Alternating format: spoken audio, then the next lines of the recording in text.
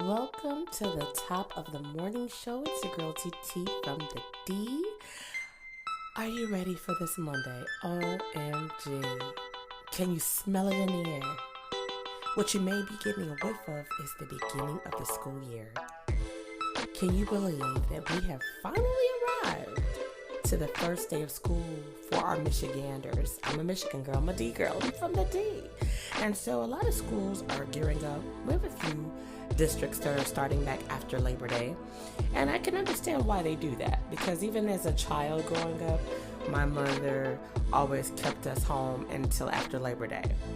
You know, you got a lot of people that are still out of town, still vacationing. They're wiring down or tuning down and getting ready to, celebrate their last hoorah before they bring their kids back. But for those of us that stayed inside the town, stayed inside the state and decided, we're going to go back when we're supposed to, according to the calendar, because whether you know it or not, and I say this because I worked in education for over 28 years, we have calendar clock hours that we have to make sure that we respect, hold up to, because the later we start, the later the kids take to get out of school. So the earlier you start, the better time you have for them to actually get dismissed for the summer early. And a lot of kids would say, I'll take it on the back end, right?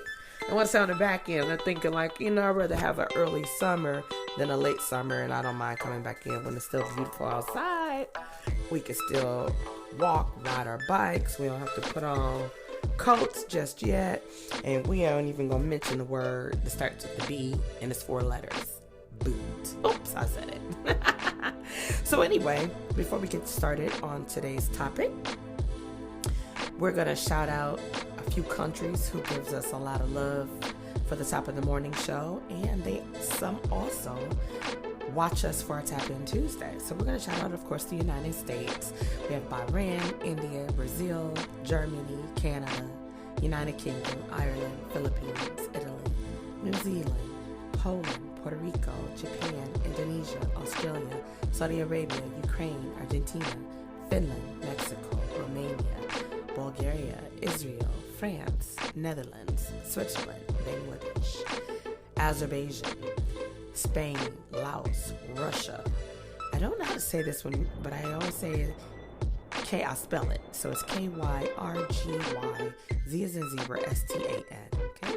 Denmark, Egypt, Guam, Lebanon, Maldives, Kuwait, Republic of Lithuania, I think that's it. Dominica, Angola, Vietnam, Serbia, Portugal, Tunisia, Czech Republic. Okay?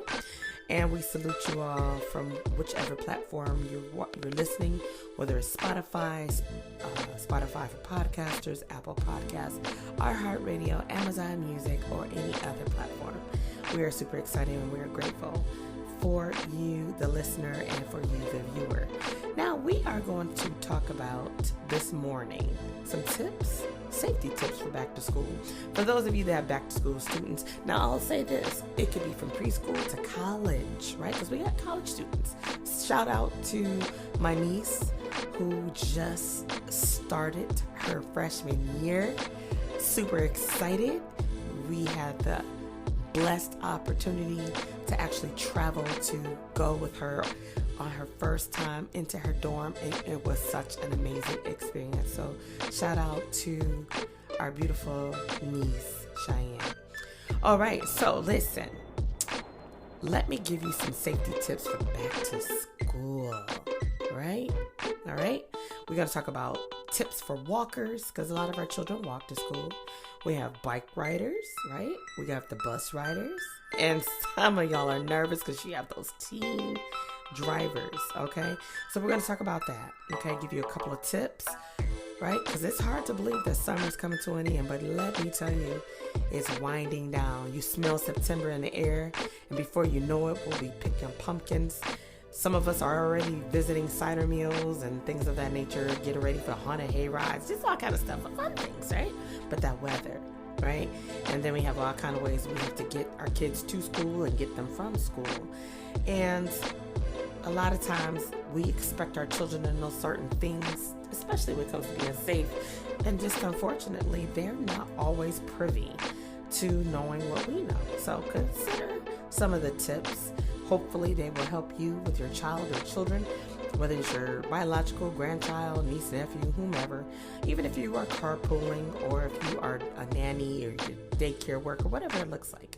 Let's jot these things down. So we're going to address walkers right now, right? We want our children to be mindful to always use the public sidewalk. If there is no sidewalk, if they live in a rural area, or if there's construction going on and things of that nature, you want to walk in the street facing oncoming traffic. You don't want to walk with the traffic behind you. So if your child has to walk and there is no sidewalk, teach them to walk with oncoming traffic facing them so they can see the traffic and the traffic can see them. Okay? Tell them to always look both ways before crossing the street.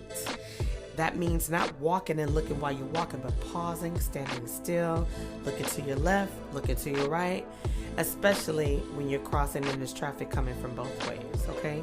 And please remind them not to enter the street between objects like parked cars, signs, trees, even those barrels that's out there. If they're crossing where there's construction, just look both ways to clear. Make sure that if they are out there, teach them how to, just make a gesture where they're asking, is it okay to go? And that the driver is nodding or waving or flashing their lights or whatever that looks like for them. That keeps them safe and keeps the driver safe, okay? Teach your children to recognize and obey the traffic signals, okay? When they're crossing and they are obedient by going to the light, okay, when it says green, yes, go. When it says yellow, that means you need to slow down, just stop. I would not encourage kids to start walking or continue to walk when it starts to flash yellow, only because you have a lot of those seasoned and unseasoned drivers who think yellow means I can make it. Well, yeah, we don't want to risk the chance that they are going to be hit by accident because they're crossing in the yellow. So please, just tell them. Please tell them. Only go on green. When it's red, stop. Okay? And be attentive, right? And never dart out in front of parked cars. Because guess what? Or walk behind a car that's running. Because a lot of times, people don't check their mirrors. I'm in a whole vehicle and I've been where people are backing out. I'm in a whole car and they're not looking and I have to beep and lay on the horn. You would assume they see me and then they don't because they're clearing one way. They turn their neck maybe to the left, right? And then they proceed to back out and you're like, OMGZ, if I didn't do that, they would hit my car, right? Imagine backing over a child or a person, right? Okay. Now, parents, for those of you that have very small children, I know you want to empower your kids, but if you got a preschooler, first kindergarten, first grader, second grader, maybe even a third grader, you might want to start walking them to school if you don't already do that, letting them walk in groups, right? At least walking them to crosswalks where there are busy cross streets if you are in walking distance, okay? When you have the opportunity available. And creating a route that you both agree upon.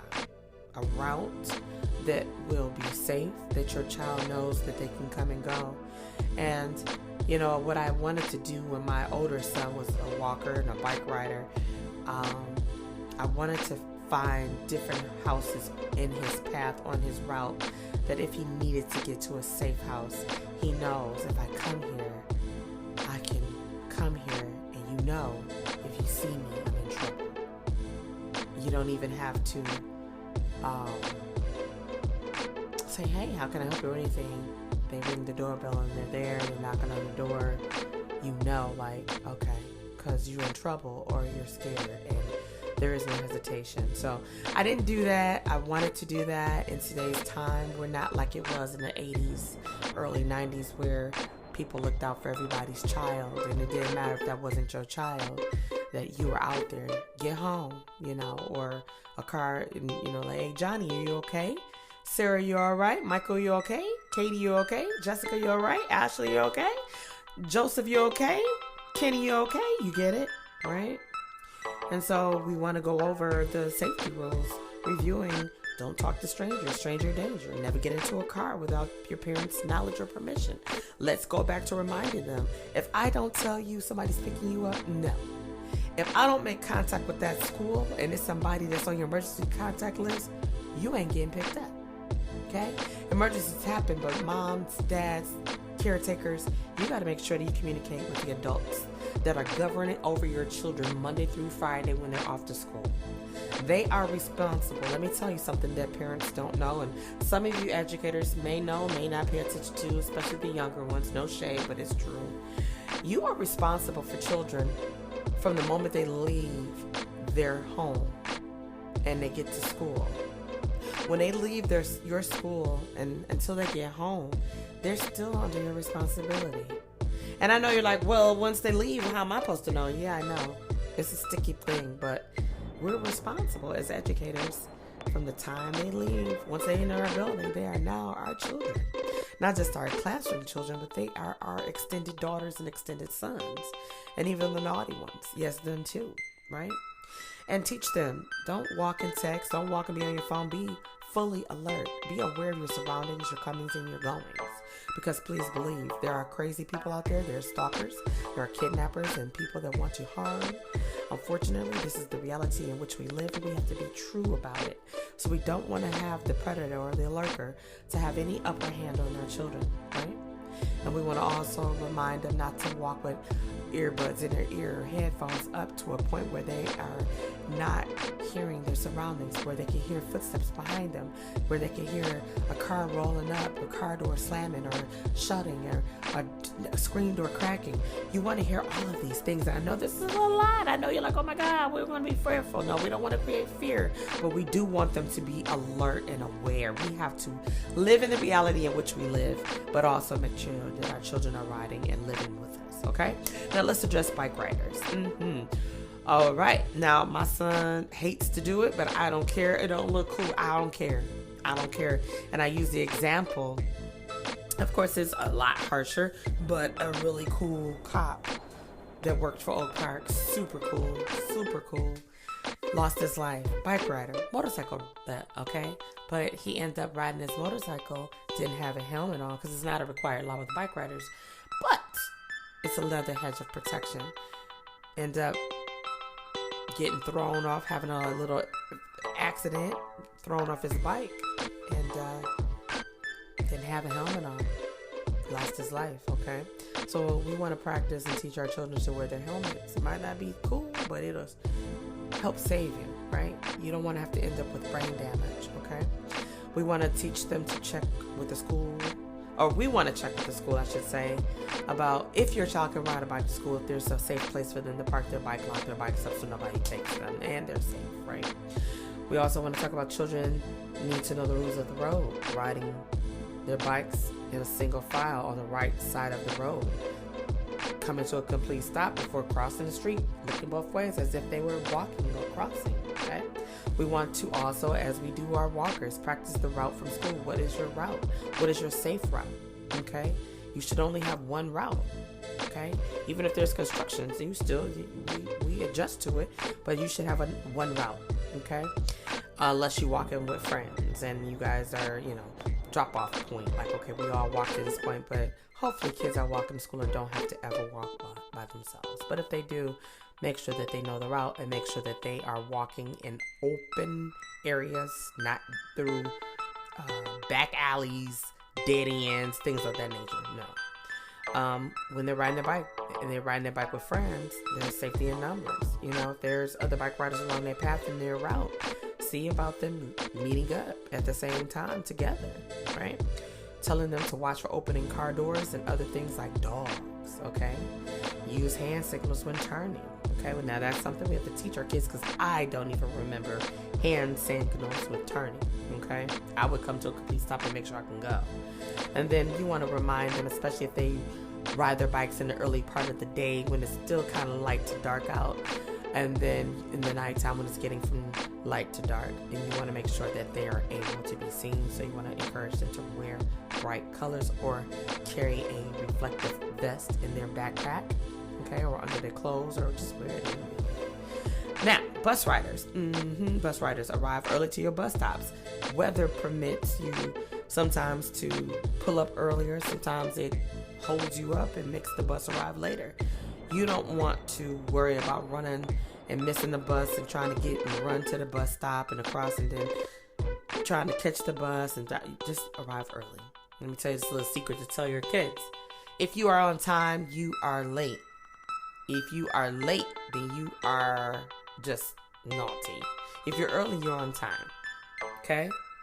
So if they're early, that means they're on time. You don't risk being late. You don't risk missing the bus. If you're on time, it's a very good chance you could have missed the bus, because that bus could be had kids that weren't on the route. That means that they get to you a little earlier, right? Teach them about lining up at least 6 feet away from the curve when the bus approaches, because you never know what could happen. Anything can happen.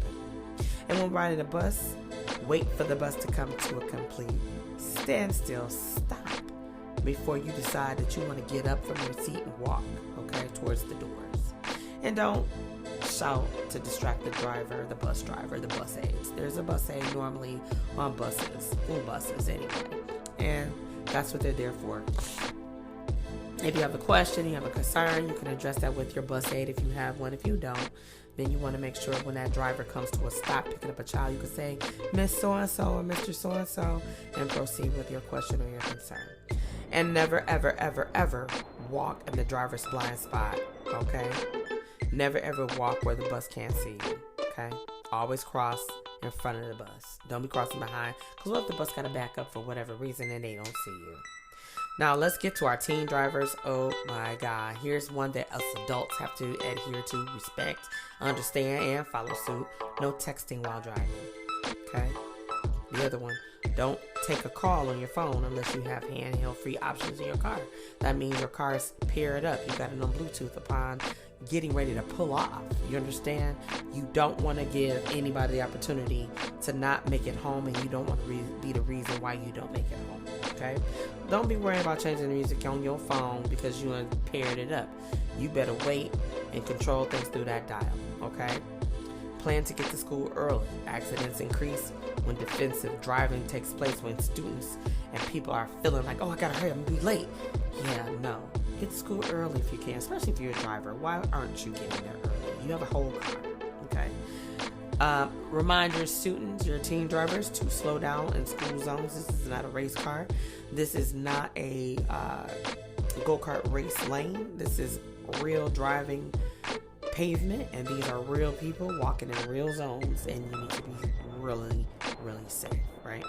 And students with a level 2 driver license in Michigan, let me remind you, cannot take more than one passenger under the age of 21 in the car. Okay. So if you have a segment 2 driver and you have more than 2 children, I am so sorry. I'm actually more than one driver.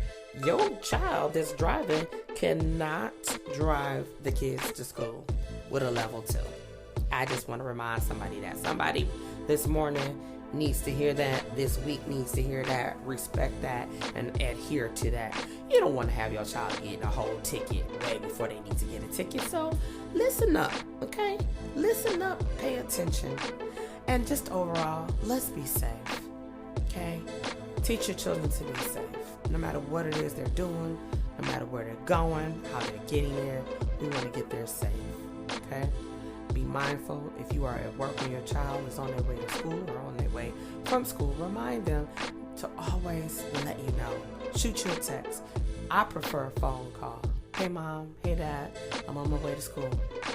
Let them know. Text me, call me when you get ready to walk into school. Okay? I want to know you made it to your destination and from your destination. It's the simple things, ladies and gentlemen. It's the simple things. And to all of the children, I wish you a wonderful 23-24 school year. To all the parents, I wish you a wonderful 23-24 school year. To all the educators out there, I wish you a wonderful 23-24 school year. I hope that this is one of the most amazing years. Let this be a bright year. We've endured a lot in the last couple of years since the pandemic. Some people are still taking precautions. There's nothing wrong with it. Keep that hand sanitizer. Keep mask on deck. Kids start coughing, tell your kid put that mask on. Because it could be a cold, it could be COVID, it could be the flu, it could just be bronchitis, it could be seasonal allergies. We don't know, but what you don't want to do is risk it. Don't risk it all just because you want to be cute. As my son said, I want to see, I have a nice jawline. I want my friends to see it. I want you to be safe. I don't care about your jawline. How about that? So, with that note being said, I hope that you'll tune in tomorrow morning for the top of the morning show. And remember, we are just days away from kicking off for the 30-day scripture challenge, and I am super excited. I can't wait to bring that to you. You're going to get it 7 days a week for the month of September, and you'll also get 4 Tap-In Tuesday, and we will talk about the scriptures that we talked about on that Monday prior to that Tuesday, and we might be talking about what we'll cover in the days to come. This is your girl TT from the D, and I'll see you soon.